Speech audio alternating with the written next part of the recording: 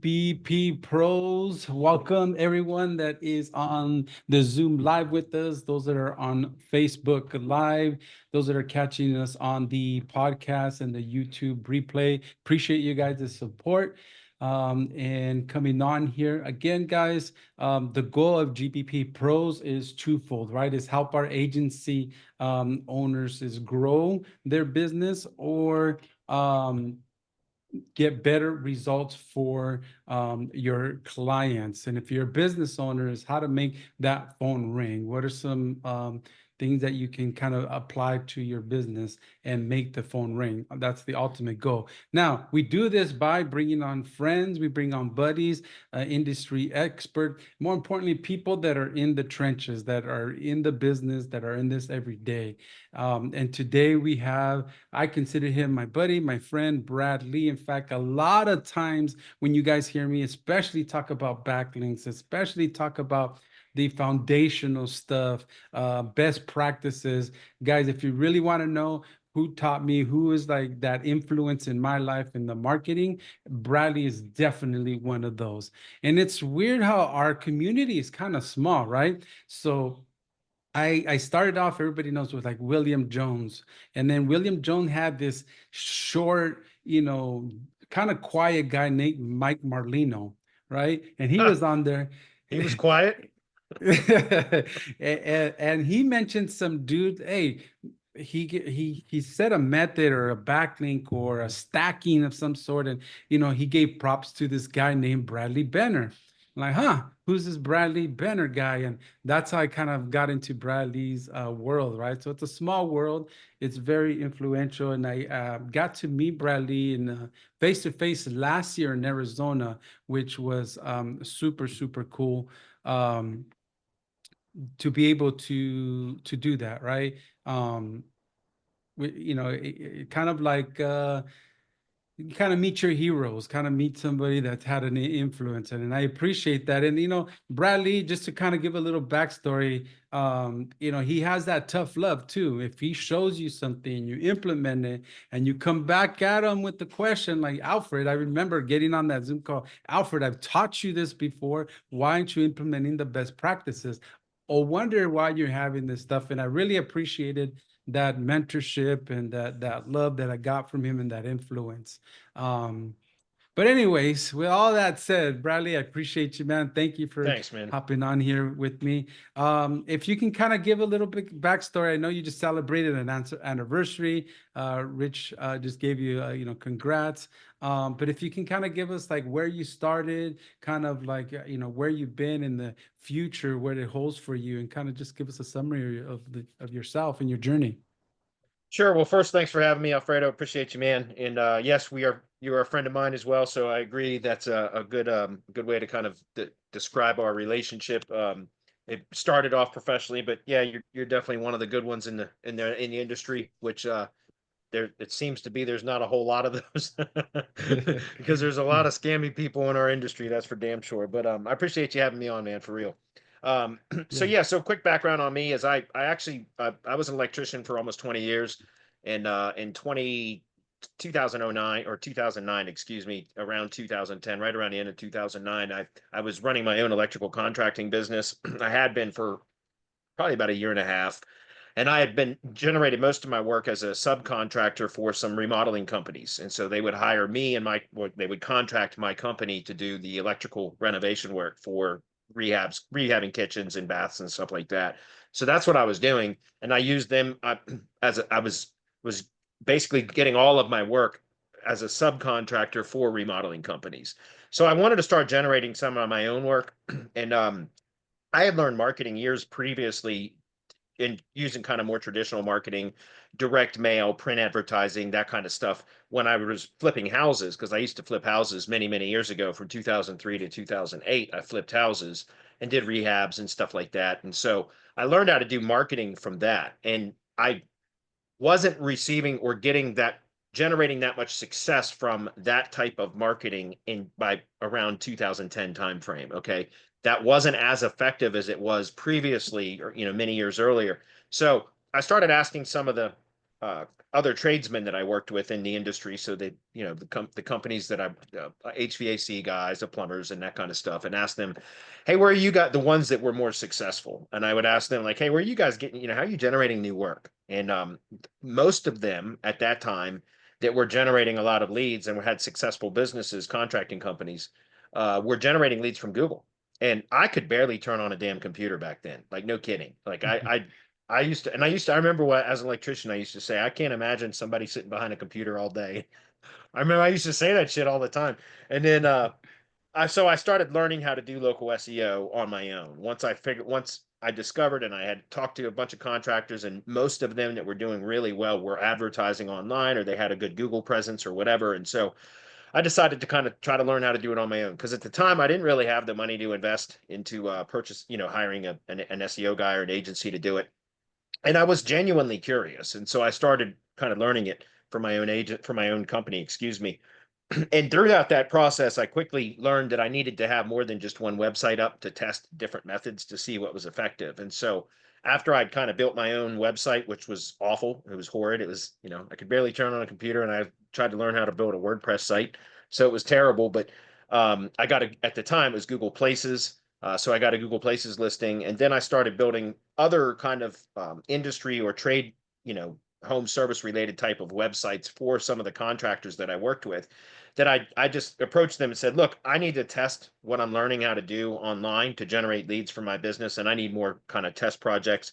If I built a site that would generate leads for what you do, would you be interested in purchasing the leads at a later time if I start generating leads? And I got a bunch of yeses. So I started building additional websites. I did a carpet cleaning site, a locksmith site, a plumbing site. I ended up doing a tree service site very shortly thereafter. And so over the course of about 2 years, I spent a lot of time kind of learn. The first 6 months is where I really spent most of my time learning. But I was able to end up ranking my own site and two of the carpet cleaning site and a locksmith site, the first two that I built. I ranked all three of them, both the sites and the Google Places listing, within about 6 months. And so I was generating a lot of calls. And so that's when I ended up monetizing my first two lead gen sites. And that's how I got into the lead gen business. And so I simultaneously I ran my electrical contracting business and did lead generation for contractors as kind of a side hustle up until about 2012. And then so for 2 full years really. And I enjoyed having the additional money coming in from generating leads from Google. But it was very seasonal because I live in Virginia, and most of the projects, at the time, all of the projects, the leads that I was generating were in my somewhat local area within Virginia, essentially. And so our winters are bad enough in that, you know, that type of work, construction work, et cetera, slows down during the winter considerably. And so after 2 years of having a nice additional stream of revenue from selling leads through the spring through the end of fall, that was nice. But then I went through 2 winters where my income would drop significantly because I wasn't generating very many leads during the winter, just because it's a slow season.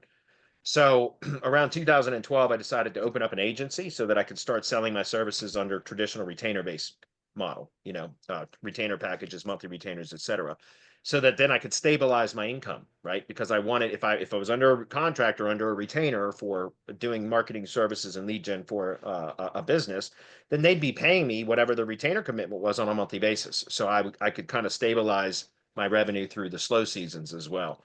So I did that in 2012. I opened my agency, in my first agency, and then and it was 2013, a year later, when I went full time. So I quit because after a year of that, I built up enough revenue between my lead generation business and the retainer based clients that I started to take on through that first year. I was able to generate enough monthly recurring revenue to quit doing electrical work. And because I used to say, why the hell am I climbing up and down ladders, pulling wire, when I could sit on my ass at home with a laptop or in front of my computer and make money, you know? And that's funny because it was 180 degrees from what I had said previously, which was like, I can't imagine sitting behind my computer all day. But then when I started making money from my computer, I didn't want to do anything but sit behind my computer all day. So Mm. but then in 2014, so a year later after I went full time into just doing my agency stuff, which I made a lot of mistakes, by the way, and we can talk about that today because I know a lot of your audiences are agencies or consultants. And and so when I started my agency, I would talk to anybody. I would offer my SEO services to anybody that would look in my direction. And that was a huge mistake. And it took me years of struggling to try to get results across multiple industries before I realized that the kind of key to success in running a local SEO agency is to niche down, pick one damn industry and becomes really good in that one freaking industry. Because it's not just about ranking stuff. It's about, can you help that business grow? It's not just about ranking stuff, right? Ranking stuff doesn't mean that it's going to help the business do anything. It's about getting the business success, helping them generate more revenue. And so SEO is something that we can do to help them generate more revenue, but we should also know their industry really well. We should know how to, develop assets and copy and compelling copy and assets that convert. And we need to understand what problems they face in their business so that we can develop solutions, not necessarily SEO related solutions, but solutions that help them scale, generate more revenue, close more sales, all of that kind of stuff. And so, anyway, about a year after I'd started my agency, I went full time, and then a year later, I started Semantic Mastery.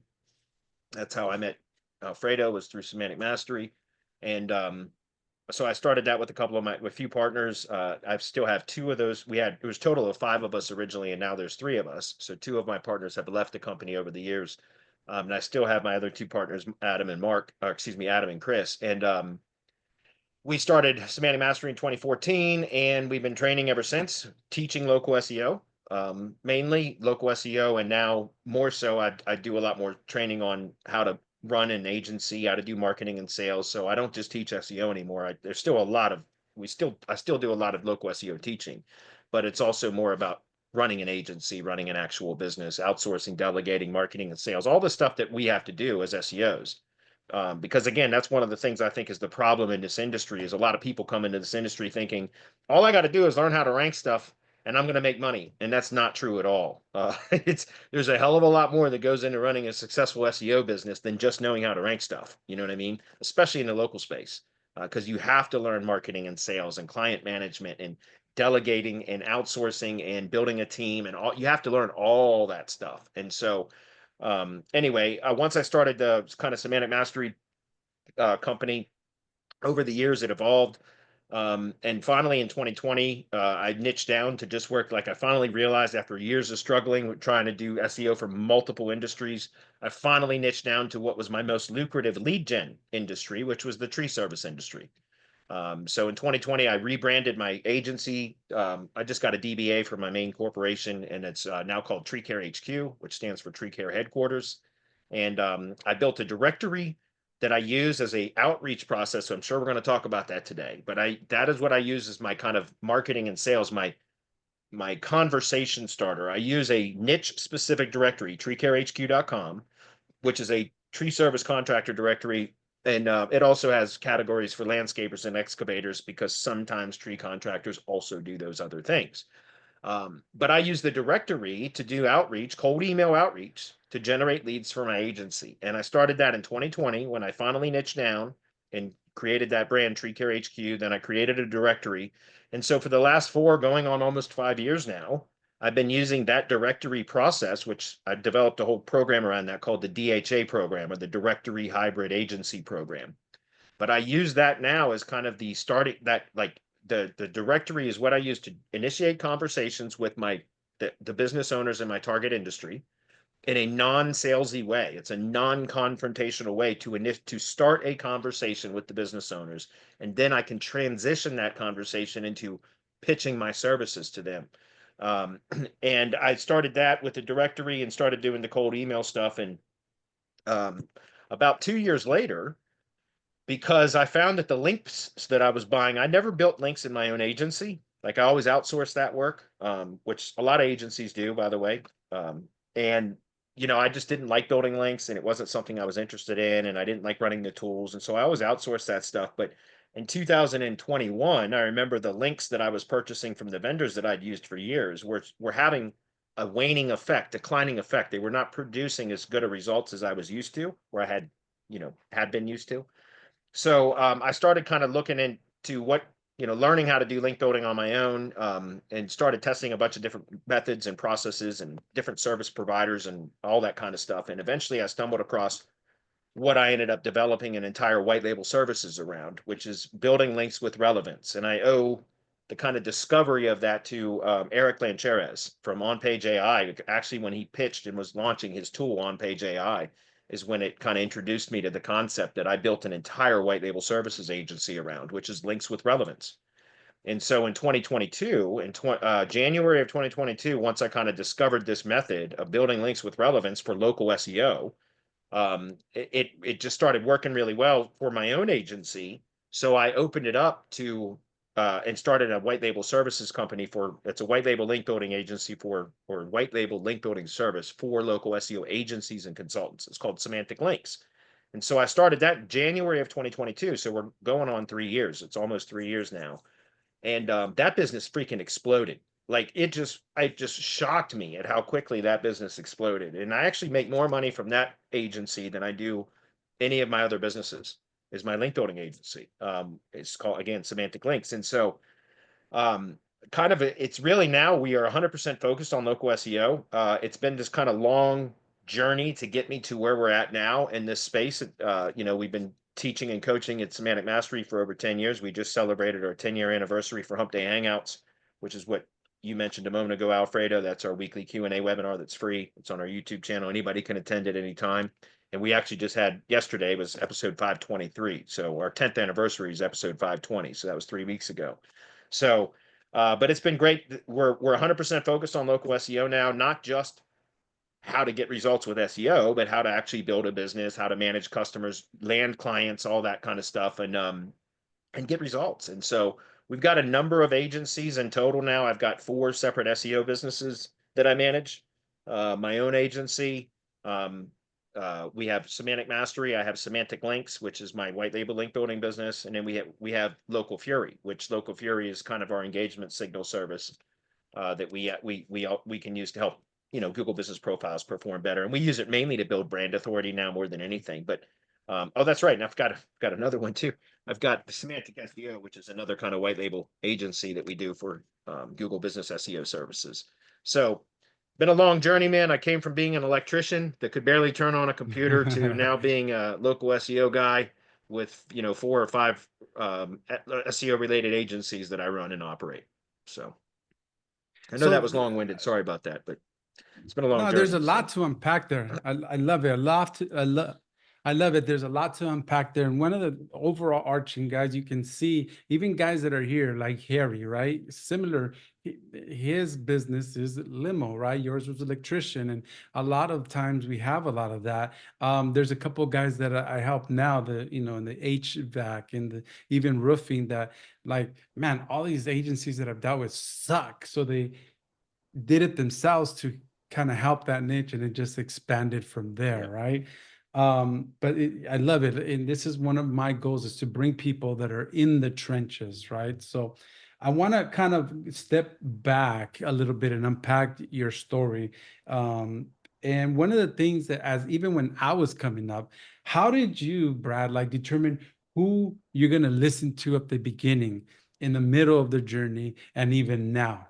Like, I think almost you went from like, man, I'm listening to other people, to like, now you have people listening to you. Mm-hmm. So from the beginning and the middle, like, how did you determine who you listen to, information? How did you sift through all that, right?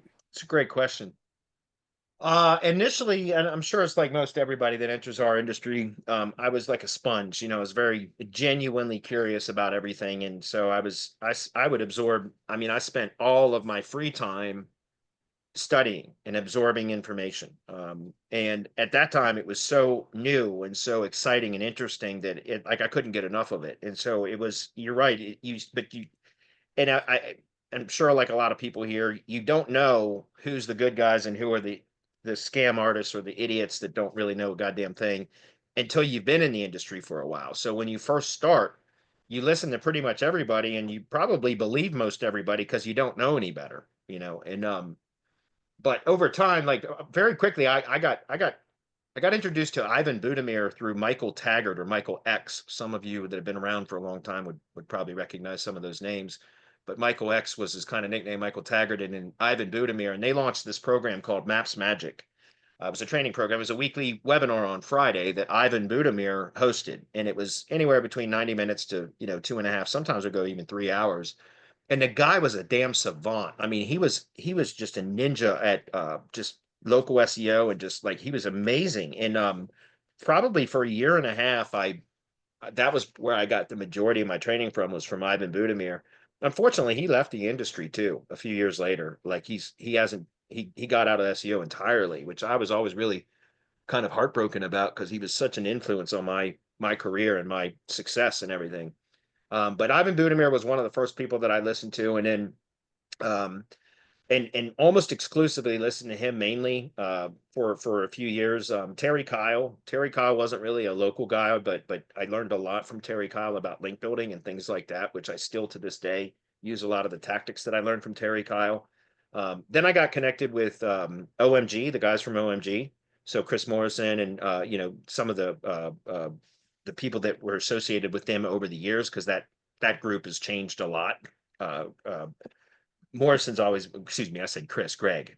Greg's always been kind of the main person at OMG, but for a long time I listened to him, and then I got connected with Network Empire. Back then it was with Sue Bell and Russell Wright, and then they brought on Jimmy Kelly, and eventually Sue and Russell left, and um, but I got involved with Network Empire. Network Empire had a significant influence on my career too, and kind of that's really what introduced me to the semantic web. And they saw that coming way before I think a lot of others did. And so Network Empire taught me a lot about what I understand about the semantic web, and entities and things like that. And that's why when we started our company, Semantic Mastery, we called it Semantic Mastery, is because at the time before when I got involved with Network Empire, we hadn't had a company yet, hadn't formed Semantic Mastery, but I saw that that's where the algorithm was going. And so we called it Semantic Mastery because we saw that that's where things were heading. And I think we actually chose that name prematurely, a little bit too early, because it wasn't for years until like 2019, 2020, before like the semantic web technology were really starting to be adopted into the algorithm, right? But Network Empire, and then obviously from there I got connected with various other people that have been influential in my kind of career now, and people like Peter Drew, and you know uh Mhm. Mike Merlino now with CTR stuff. You brought him up earlier. It's funny because he said Mike was quiet. I don't remember Mike ever being quiet, but Yeah, I was being a little sarcastic on that one. yeah, okay. I was Uh, gonna say, because Mike Marlino quiet, but yeah. he's a friend of mine as well. And now Terry Samuels and Ted Kubitis and Clint Butler. Clint was a member of our mastermind Mhm. for quite some time, and I highly respect Clint. So he's another one of the people that I respect a lot. And so it's just a matter of, I think once you've had some experience and you start to determine what's valid and real and genuine versus what's bullshit.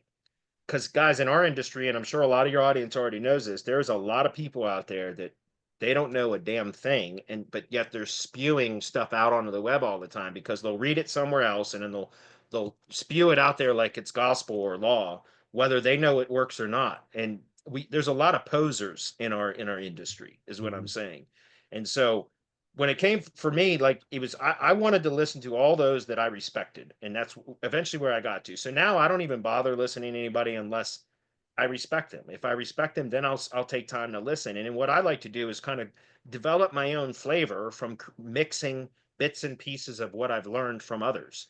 And that's what I always recommend to my students, is the same thing, is like, look, don't just do what I tell you to do. Like, first of all, don't believe me either. Like, test everything that I tell you to do, test it, confirm or validate, Mhm. verify that it works first before you just blanketly implement it on every one of your projects. You should verify or confirm that it works. But then take a little bit of what I teach and apply some of the methods you've learned from somebody else, right? And develop your own kind of flavor of SEO and that's how you get good at SEO. It's not from blindly following any one trainer or coach out there. It's about testing things and kind of develop and modifying and changing things, and you know coming up with your own kind of method based upon what you've learned. And that can be a combination of many people's methods. There's more than 1,000 ways to skin a cat, right? So I always recommend never just sticking with one person and one person only, because I think it's good to get different perspectives, because it'll make you a better SEO, if that makes sense. Yeah, 100%. Now, speaking of testing and results, like how does like somebody new or somebody even in the mid of and somebody's a little bit more advanced or even like yourself, Bradley, how do you like test other than like try things out on your properties or clients and then hold the results? Are you using like any tools or are you just straight up what is Google's results are? What determines like a fail or a pass? You know, on things you try. Those are great questions. Well, first of all, it's hard to test when you're in multiple industries because it's very difficult to set up proper tests when you're stretched too thin across multiple Hmm. industries. So fortunately, like I said, I in 2020, I finally niched down to just working with tree service contractors, and it was one of the best damn things I ever did for my business. And no kidding, because now like I don't.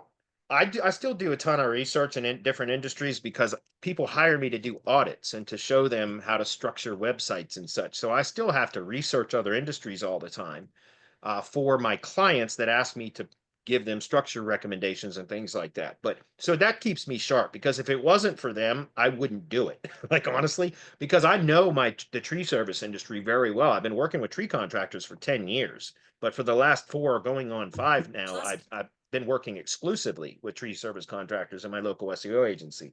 And so to get back to your question, I use tree service sites because I know the industry so well. So I already know exactly which keywords I should be targeting. So it's a matter of because I'm in one industry, I've been able to do for the last 5 years now, I've been testing in that one industry alone. So my ability to get results for tree service contractors has increased exponentially. Like in other words, it's improved exponentially to the point where I can get results for tree contractors very quickly now because I've done so much testing in that industry.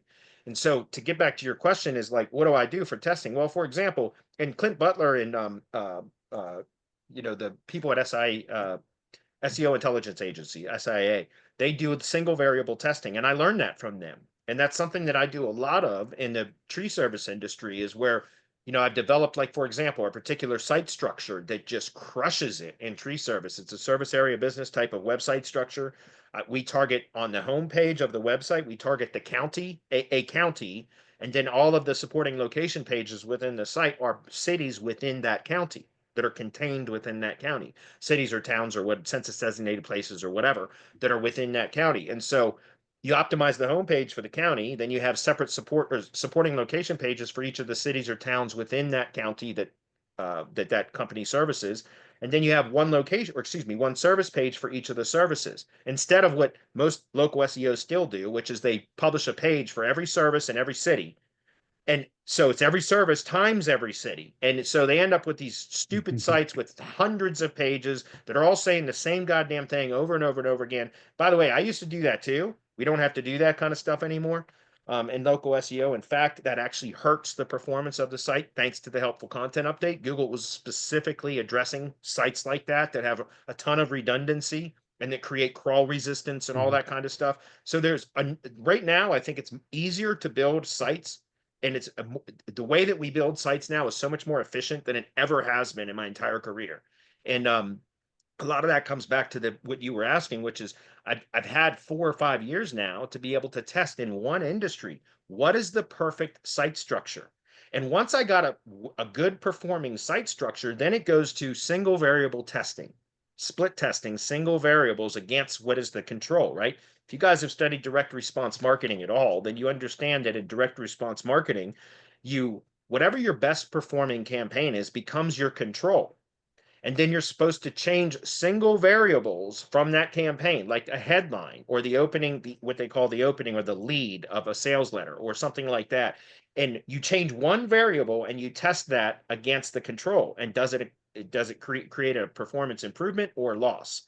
Does it beat the control or does it not perform as well as the control? If you can find a single variable change to that campaign that is the best performer that creates a performance improvement, then duplicate that a few more times and see more often than not does that change produced a positive improvement. And if it consistently produces a positive improvement, then that should be incorporated to the and now that into the control, which now becomes the new control. And then you start all over again. You single variable test against that until you try to identify anything that creates an improvement.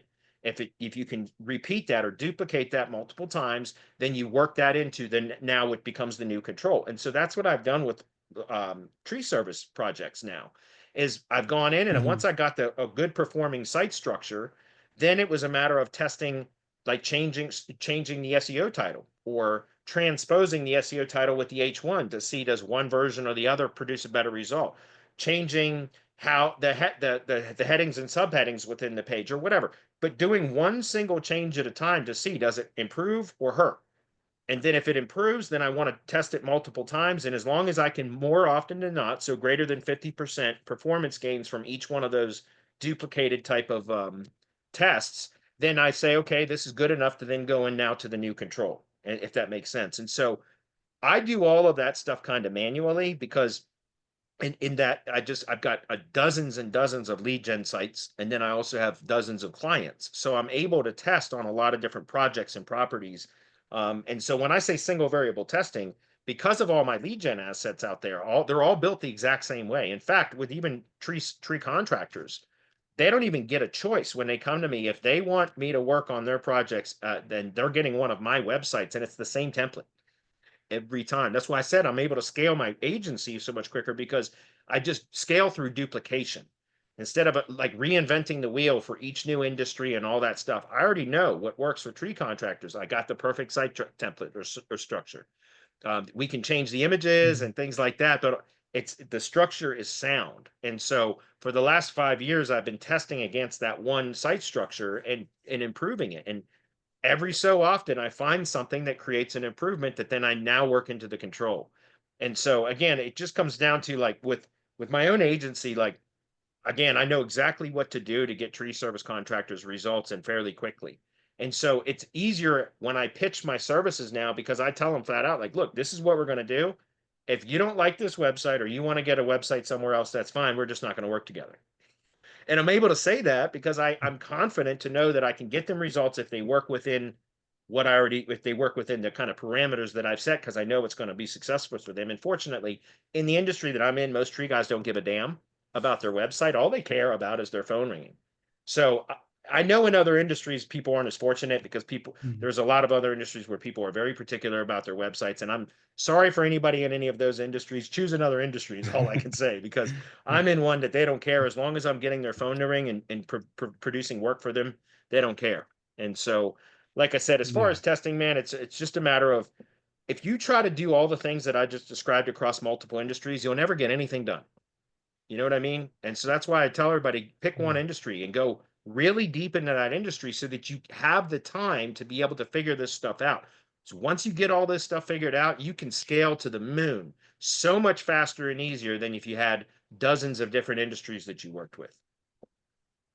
That's so true. So I have just three little small sections that I want to kind of cover with you, Bradley. But speaking of like business and one niche, like you talked a little bit about sales and team and marketing, right? And running the business. So if we can go into that, but one step above that, because you mentioned a lot of partners, and that's one area, like even in my journey right now, is partnering up in my journey here in different revenue streams, right? Some are joint ventures, some are true partnerships, Mhm.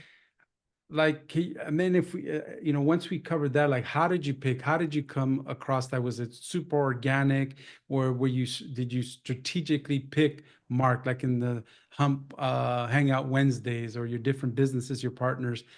How did you pick those? And then from there, if we can jump in, like running the business in general, right, Okay, with yeah, the sure. sales marketing.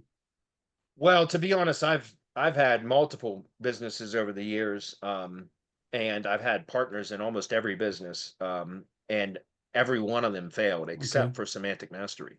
Semantic Mastery is the only successful business that I've had with partners, that has, you know, ever had any kind of length or history to it.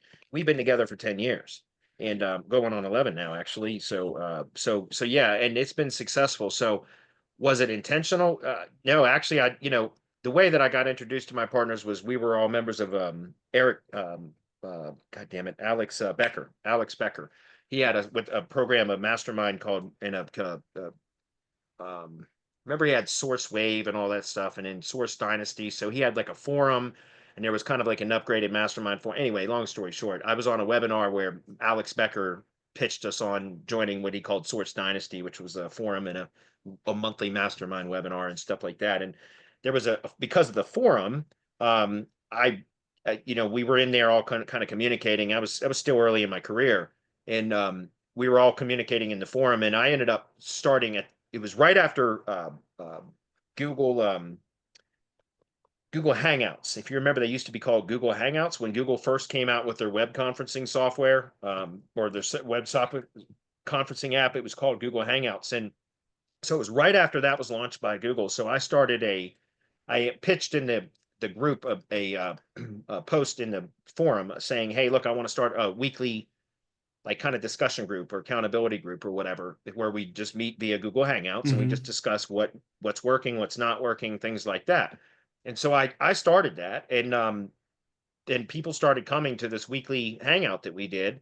And after probably 3 or 4 months of that, there was basically 5 people that showed up every single week. There was usually anywhere between 20 to 40 people that would show up to the hangout, but there was only consistently about 5 people that were consistently contributing and participating and talking. Most people were there just to listen, and they weren't participating at all. They were just there to listen. But the ones that were participating, they ended up being the ones that I started Semantic Mastery with, because it was like 4 or 5 months into that, where after, like I said, the first 2 or 3 months is when I started noticing those that were showing up and participating. And so after a couple of months of that, we got to the point where we were consistently generating 40, 50 people per week onto the webinar or the meeting that we would have. And again, most people wouldn't say a damn thing. They'd just be there to listen. And so I said to my guy, the other members that were helping me host it, really, I said to them, I was like, we're paying Alex Becker $200 a month for one webinar per month and access to a forum. And yet we're hosting this weekly event that we're getting 40, 50 people to show up every single week. And we're doing all the teaching. Why the hell are we paying him $200 a month when we should be charging $200 a month for this? You know? And so we said, let's monetize this. And that's what happened. We started the business.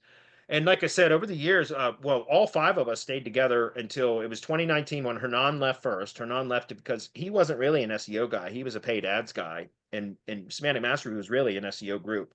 And so Hernan decided to leave so that he could focus on just working on growing his Facebook ads agency.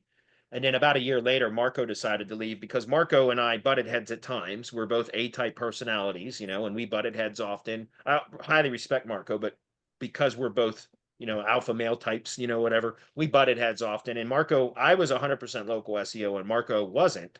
He would talk about all things SEO. And I really wanted to kind of steer Semantic Mastery to just local SEO. So anyways, eventually Marco decided to step away and go off and do his own thing with Rob Beal, and they started what they call the Heavy Hitter Club, which is about technical SEO, but not just specifically local.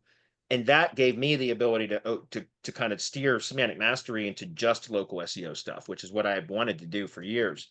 And so I still have my other 2 partners, Adam and Chris, and they've been with me now for 10 years, and we work together very, very well. But for every other business that I've ever had a partner in, it's eventually fallen apart. Okay. And so it's very difficult to pick good partners. I got lucky with the ones that I chose for Semantic Mastery. I'm currently in my Tree Care HQ. I brought on a partner to help me with the sales side of things, because I do all the sales calls for my white label agencies, and I just don't have the bandwidth to do most of them for tree service contractors right now. So I brought somebody else on as a kind of a partner in my agency, Tree Care HQ. And we found after about a year of working together that we just don't work all that well together at times because of things like, if you're going to have partners, this is the key that I've learned. Let me just boil it down to that so that we can move on. If you're going to have partners, you need to clearly define the roles of each partner. And then you have to agree up front that you guys can share opinions, you can disagree about things, but whatever your role is, your duties, your responsibilities are, there should be one neck to choke. In other words, one person should be responsible ultimately for the decision for whatever is they're responsible for.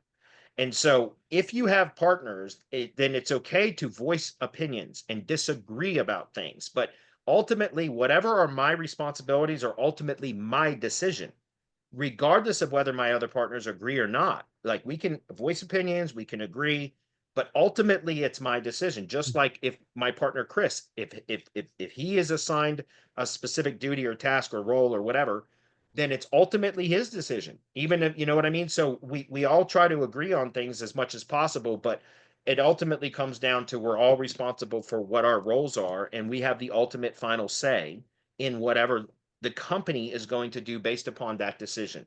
Whenever you deviate from that, that's when you start to have problems. And that's why I think semantic mastery has been so successful, is because we have clearly defined roles and we disagree often on things.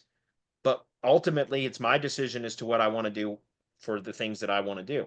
And so sometimes when you have a partner where that isn't really adhered to, that's when it starts to create problems. Like stay in your lane is the point that I'm trying to make, right? When you jump into somebody else's lane and start telling them how to do their job, that's how relationships break down. And as partnerships, they will fail. It's just a matter of time because resentment starts to creep into the relationships, right? Right. And so I'm just pointing all that out because, like I said, I've already had a discussion with the partner in Tree Care HQ that we are going to dissolve the partnership in January. Because, and I'm going to take back over doing all the sales for Tree Care HQ again, just because it's just not working out. And so it is very difficult to find good partners. If you're going to pursue that or consider pursuing that, I would recommend that you make that kind of a prerequisite right up front, is that you demand that everybody clearly define their roles, everybody agrees to that before entering into the partnership, and then making sure that everybody adheres to those kind of clearly defined roles throughout the partnership. Yeah. Does that make sense? 100%. And I love how, yeah, 100%. And I love, and even, and guys, I can attest to Bradley Benners. Not only did I bring him on as a friend, but as I spoken before, if you want somebody's mentorship, invest in what they offer. And I just want to give a big shout out to the mastery program. It's worth every penny. It was super influential. And Bradley not only like talks about it, but he shows it, and there's SOPs, there's videos, um, like one of the most complete and constantly updating and as far as the programs out there, especially with SOPs, especially with how to do. To this day, I get still people asking me, "Hey, are you still part of it? Hey, do you know if he's updated this or updated that?" And I'm not involved in it anymore, but I still to this day get people asking me about it because they knew I was involved. But by far, like I can really attest to it. Um, from SOPs, from videos, from support. If you don't understand something, everything is super laid out on there. And even outside of that program, like if you're in a lane or if you're in something, he actually even gives you the resources. I don't know, maybe I shouldn't say that part, but he gives you the resources to be successful, to carry on, on your own as well. So Well, thanks, super. man. Even also within that program, you talk about like the sales part, the team part, the Yes. marketing part, the business part of it. There's there is, and I think we can learn all the tactics, right? And that's almost the easy part, right? Yeah. We have a lot of great Yeah. people, white label people out there. Even and you have a white label that specifically on link building and the purpose, and it's not just for link building's sake. But I mean, I remember you even recommended a sales strategy, a sales book, a method, Oh yeah. Well, build so that if you don't out. mind, I'll add to that just briefly because, like I was said earlier, man, like we started off as training SEO tactics, like we were teaching SEO tactics. That's what we did. But over the years, like I said, I think our industry is flawed because most people come into this industry thinking that if they just learn how to rank stuff, that they're going to be financially free. And people are in for a rude awakening because that is not, I mean, that doesn't mean you're going to be effective. It doesn't mean you can monetize it. So there is so much that goes into being a successful local SEO, local SEO period, whether you're an agency owner, a freelancer, a consultant, whatever it is that you want. Like, because some people don't want to run an agency and have a big team and manage a bunch of employees, and that's fine. You don't have to do that. You could, I mean, because you could build, Mhm. you could run an SEO, a local SEO agency using 100% third party white label fulfillment providers, right? If you know marketing and if you know an industry well, and you know marketing and sales, so that you develop an offer that's compelling in that particular industry, then you can find a fulfillment provider to fulfill it for you and then just mark it up. And you could spend you could build a full agency around marketing and sales and not know a damn thing about SEO. You know what I mean? So the point that I'm trying to make is within running an agency and providing SEO services for local businesses, et cetera. Um, Again, I think that the key is to learn in one particular industry, to get to know the industry better than even the business owners know it in that industry, because all of a sudden now you become a business advisor to them. You're no longer a commodity that can be replaced because you're just an SEO or just a lead generator. And here's an example I give all the time in the tree service industry. If I jump on 10 calls, because we don't do Zoom meetings with tree guys. Tree guys are 100% either Mhm. SMS or phone calls. Like, that's how we sell to them. Okay, is SMS and or phone calls. We initiate conversation through cold email. By the way, cold email absolutely works. That's what I've been doing to grow all of my SEO businesses for the last 5 years, is cold email, and it works. So I initiate a conversation with cold email, and then we take the conversation to SMS, and then eventually onto a phone call. And if I ask 10 tree guys, what is it that you need most in your business right now? All 10 of them are going to tell me that they need more leads. So then the next question that I ask them is, okay, I kind of assumed you were going to say that. So tell me, walk me through the process of what happens when a lead comes in. Does it come in through phone call or through your website? Do you answer the phone or does it go to voicemail?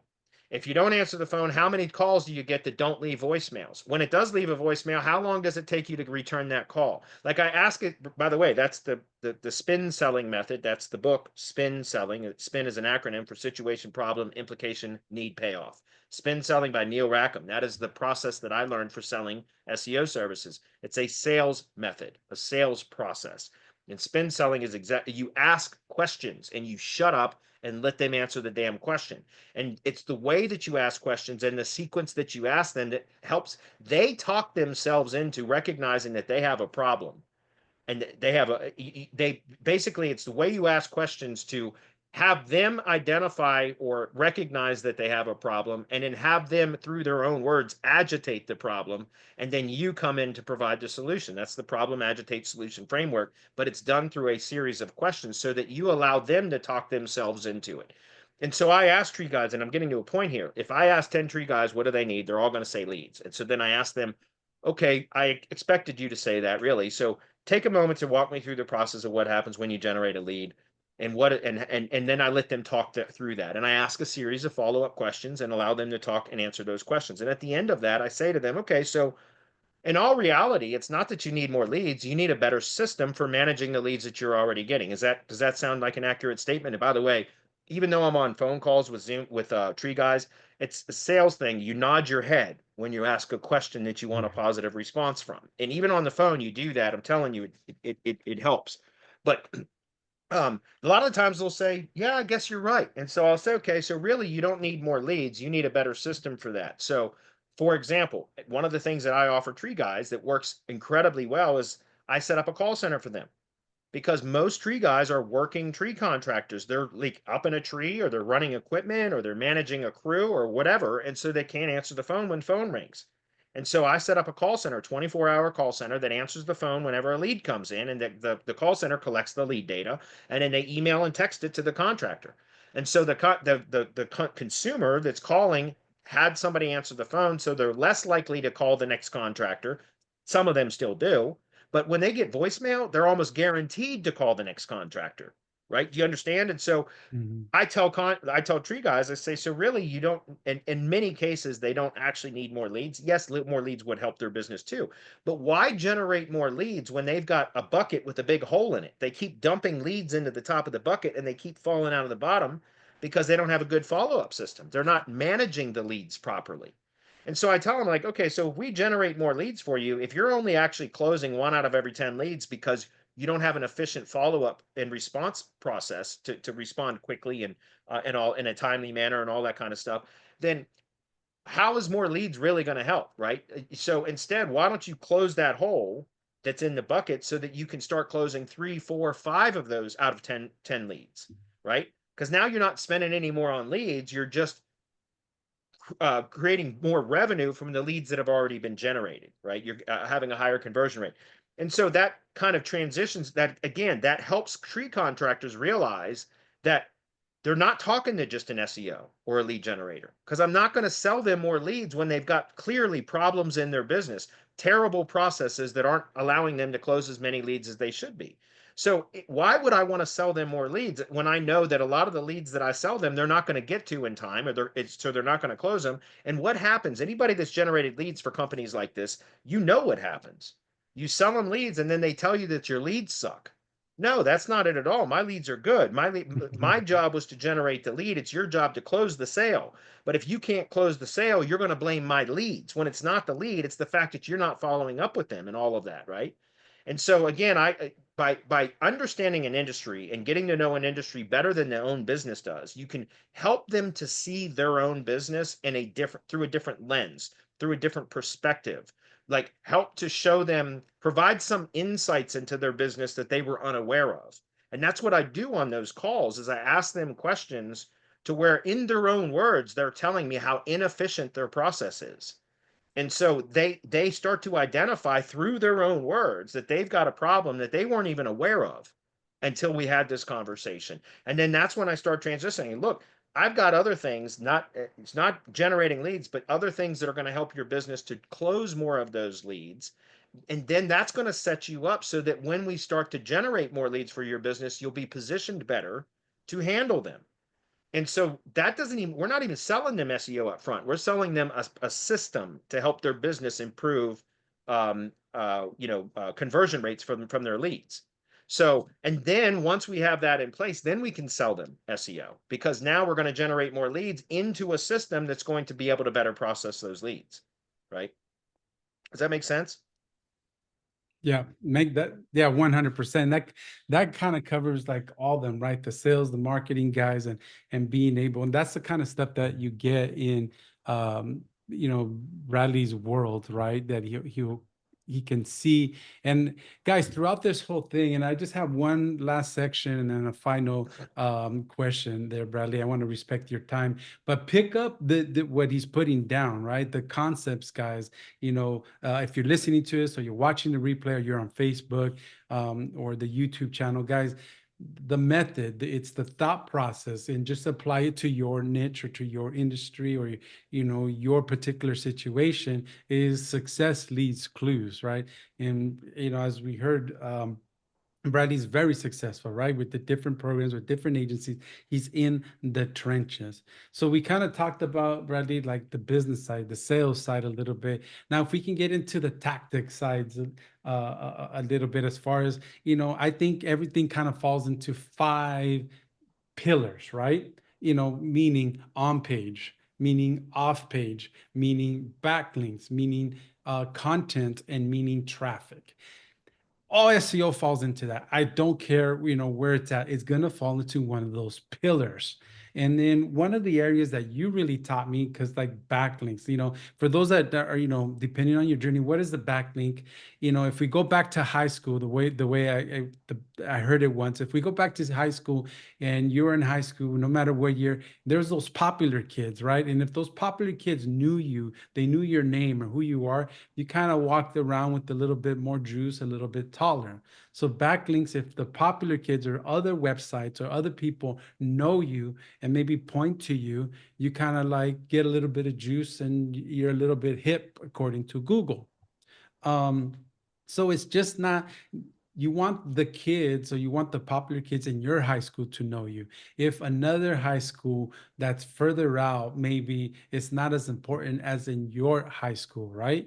Or, in your crew that you run with within high school. So that's where I get like, if we can speak a little bit about the backlinks and what that means, even with your service, it's not just the backlink in going into the tactics a little bit. And I want to, touch a little bit on local fury and the directory, and even the backlink services a little bit Sure. there. Um, so I agree with you. The way that so you said five pillars, and that's interesting. It's I look at local SEO and purely local SEO because that's all I do. So local SEO, I look at it as kind of there's four Hmm. main components that we should be optimizing for local SEO. The fourth component is off page, which contains two subcomponents, and I'll explain what those are in a minute. So it is five. It's still five. The fourth has two sections. So number one is entity. Right now, the magic key to local SEO, guys, is brand authority. 100%, guys, it's brand authority. If you build enough brand authority, then you can have deficiencies in those other areas and still perform well in local search. So brand authority is critically important. And I wish we had more time today because I could talk about exactly how you can determine how well Yeah. established a local business is, and I could show examples and everything else. So maybe we'll do this again, Alfredo, if you'd like. Um, but what I was going to say was brand authorities. So entity is number one, right? We start with entity analysis and determining how well developed is the knowledge graph for a specific branded location. Because we as SEOs can help Google develop the knowledge graph that it is already building for every single branded location out there. And so we can assist in how Google develops that knowledge graph so that we make sure that Google is building the knowledge graph the way that we want it to, so that it understands who the business is, what they do, and where they do it the way that we want it to. And so entity analysis is step number one, or component number one. Number two is on-page optimization for the self-hosted site.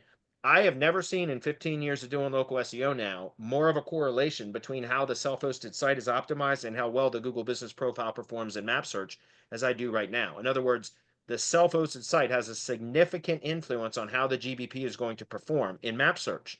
So I always start with entity analysis. Then number two is on-page analysis for the self-hosted site. Number three is on-page analysis for the GBP. That should be optimized properly, proper categories, full complete profile. You should be publishing posts regularly, collecting reviews regularly, responding to reviews regularly, all that kind of stuff. And then the fourth component is off-page, but off-page has two components that make up the off-page. That is backlinks and engagement signals. So those are the two components that make up the fourth kind of section. And so as far as backlinks go, backlinks are critically important. Um, and for a period of time there, I had actually thought that backlinks might be kind of something that Google was going to be trying to go away with, but nope, not at all. And in fact, backlinks are how large language models crawl the web, right? So backlinks aren't going anywhere, guys, not anytime soon, because that is how large language models go around the web and suck up data, right? Cache and cache data is by crawling the web. That's all accomplished through links. So links aren't going anywhere anytime soon. Google's algorithm has shifted considerably, though, because of large language models. Google has its own large language model that is fully integrated into the search algorithm, and it has many, many functions. But one of what I would consider its primary functions is determining how relevant a backlink is. And Google assigns value to a backlink depending upon how relevant it is. It's not the third-party metrics, DA and DR, that makes the backlink relevant, guys, or valuable. It's how relevant is the link. And there's multiple levels of relevance. There's multiple level kind of topical relevance matching layers or levels that you should be trying to hit. Is the backlink at the referring page level? Is the content at the referring page level relevant to what it is linking to? Is the content of the primary topical themes of the website that content is published onto? So the referring domain, the source domain. What is the overall topical themes of the website, the primary topical themes of the website? Because if you can place a link within relevant content, a contextual link within relevant content, that's the referring page level. But if you can publish that post now onto a website that the primary topical themes are in one or a combination of the topical categories identified by Google, the target asset, now you're getting domain level relevance from that backlink too. So you get page level relevance and domain level relevance. But what about the backlinks that are pointing to that source domain? How relevant are they to what they're linking to? And that's why I use Majestic as my backlink analysis application. It's not because Google cares at all about trust flow or citation flow or topical trust flow, because Google doesn't give a damn about any of those either. Just like it doesn't care about Ahrefs or Moz's metrics or any of them. But why I use Majestic in the topical trust flow metric specifically is because it is a pretty damn good indicator of the topical relevance of external backlinks. And so whenever I'm analyzing a potential link source, I've already determined that that link source is topically relevant or geographically relevant to what I'm linking to. I'm going to have control over the post that's going to be published on that site. So I know that first, by identifying source domains that are topically relevant at the overall primary themes of that site, it's topically relevant to what I'm going to be linking to. And I'm going to have control over the post content. I know that I'm going to optimize the content to be topically relevant. So I've determined the source that I'm going to publish the post on. But before I actually publish a post onto that domain, I'm going to look at the backlink profile pointing to the referring domain. And I want to see, does the topical trust flow categories of their backlink profile match Google's natural language categories that were identified on the page that I'm going to be linking to? So in other words, what I'm trying to do is push relevance from 3 levels out.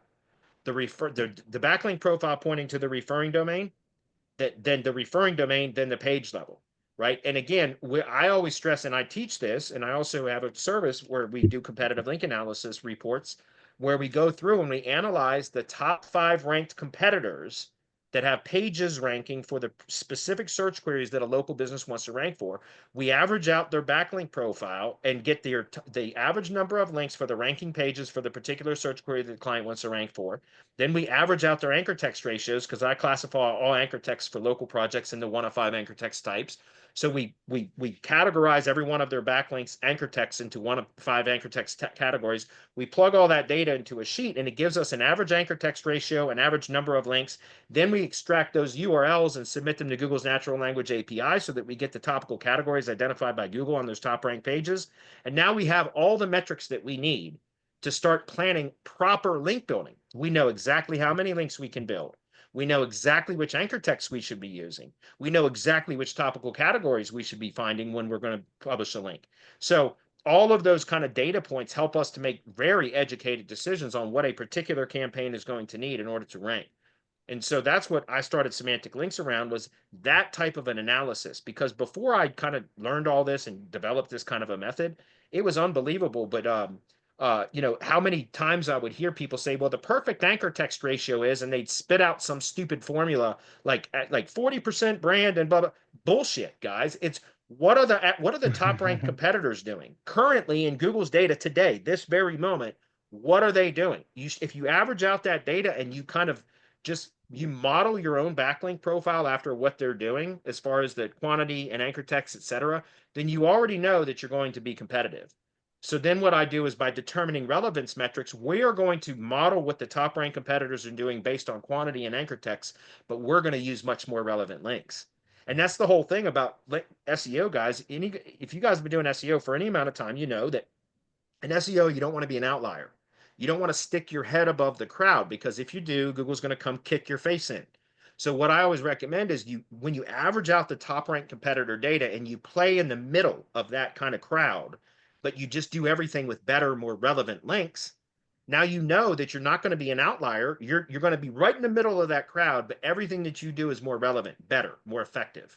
And so therefore you should outperform them. And so that's why I do that kind of an analysis at the start of every like I get people come to me all the time.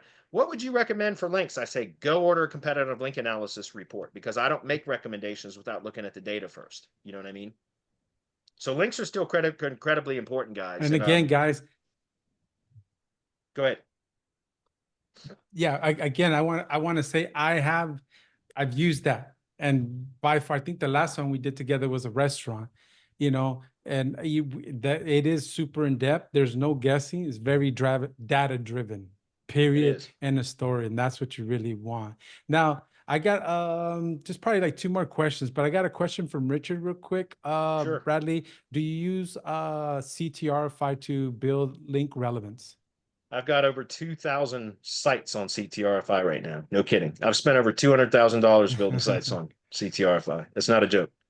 100%. I love CTRFI. Fucking love So it. Are there, you kidding? I love it. Yes. there. I've got over 1,500 geographic blogs and over 500 topical blogs in CTRFI right now. Yep. 100%. So with that being said, guys, a hybrid kind of method to build and that foot in the door conversation opener. Bradley uses the directory, right? For those of you that say cold email doesn't work, one niche, They're the wrong. language speaking to him, ask Yep. Bradley. He's built he built his agency on that, right? So Yep. that still works, guys. Cold email. And then, as far as directories, I totally believe it, guys. If you go to semantic links, is that correct, Bradley, for the backlinks? Yeah, semanticlinks.io. Yep, semanticlinks.io. And guys, Semantic by the way, if links. anybody wants to, like, if you just go to semanticlinks.io, you can schedule a sales call with me. I don't do hard sales tactics, guys. I don't have to. When I'm selling SEO to SEOs, selling links to SEOs, I just show you what we do, and that's it. It's no hard pitch. It's like we're going to jump on a call. I'm going to show you exactly what we do in our process, and at the end, we say, "Does this make sense? If you want to buy, there's where you buy." That's it, because most SEOs at the end of the call are like, "Damn, okay," and I get a really high closing rate, a really good conversion rate on that because you see how it's a very logical, data-driven process.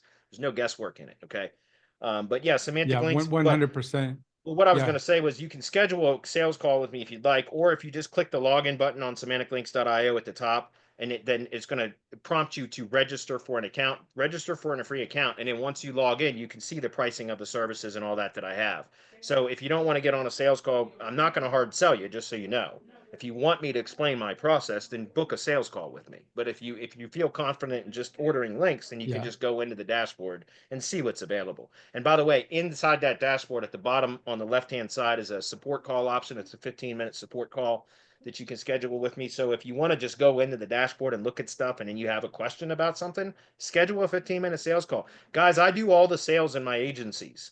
And so I don't hesitate for a second to jump on a call with somebody. And that's something else that a lot of other SEOs don't like to do. But man, I'm telling you guys, if you hone Yes. your sales skills, your agency will take off. You don't make money by knowing how to do SEO. You make money by selling the SEO service. So learn how to do sales and your revenue will grow, Yeah, right? 100%. So 100%.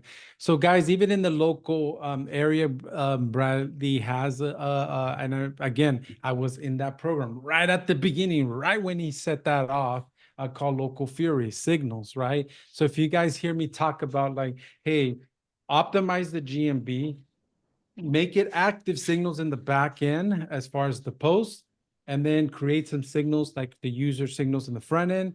I got that from Local Fury. He offers a GMB signal kind of driven for your GMB with Local Fury. So I want to throw that out there. Now, last question, guys, as we're closing this up, I want to again be respectful of Bradley's time. But the last question, Brad, that I ask all the guests on here is, what is a fun fact about you that nobody knows?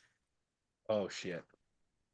Oh, that's put me on the spot. Son of a bitch. Um, that nobody knows. Well, I don't know, man, because I'm a pretty open book. I mean, I'm very transparent about things in the mastermind for sure. So um I'm sure people know this, so this probably isn't going to be satisfactory, but I love ATVs. I sold my house last year, a year ago this month, actually, well, a year ago in October. So it was 13 months ago, and I bought an RV. That's what I'm in right now. And I've been full-time RVing for a year now. And I love it. I really do. There's parts of it that I hate, but I do love being mobile. And so I've kind of been um it's snowing right here in Virginia, and I've determined that I'm gonna, like, where I'm at currently, I'm on top of a mountain in southwestern Virginia in the Appalachian Mountains. And I was here last year during January and February, and it was so damn cold. I mean, it was like, oh my God, it was unbelievable because an RV is like a damn tin can. They're not very well insulated. So, I mean, it was brutal trying to work in an RV when it's like literally the temperature in the RV is like 58 degrees. Your hands go numb. You know what I mean? Um, so anyways, I've learned over the last year to, like, because I've been here for a year and I did some traveling. When I went to Scottsdale to meet you, Alfredo, and all that. I drove cross country back and forth from Virginia to Arizona and back with this RV. But this next year, because I've been doing it for a year now I know, like, for January through April next year, I'm going to go to Alabama, further south. Then during the hottest parts of the summer months, I'm going to go into northern Pennsylvania, where it's much cooler than it is here in Virginia. So I don't know if most people know that about me because I've been in an RV for a year, but it's something I'm very passionate about. I enjoy it, and I don't plan on having any kind of permanent roots planted anywhere for the next couple of years. I plan on staying mobile. So. Now, guys, if I can add to that, one thing, a big shout out to Bradley. Amongst all this, amongst all the business, he, like he said, he hasn't always been this way, and I hope he doesn't mind. But I want to give kudos to you. He raised a very successful, beautiful daughter that just went off to college. I want to throw that out there for those that, on a personal level. Bradley, I know he's into land sales as far as the real estate. So guys, I really just wanted to shine a light on the personal and successful amongst building this successful business and learning and growing and contributing to this marketing community. He's raised a very successful, beautiful daughter. And a big shout outs to you. Love to Thanks, see man. people winning. Love to see great success stories like that. So I know how's she doing in college? She just started not too long ago, right? Well, she's a sophomore now. Yeah, she's doing well. She's doing Good, well. yeah. So. Good, good, good. Yeah, yeah, for sure. So, guys, again, with that being said, much love, much success, and we'll catch you on the next one.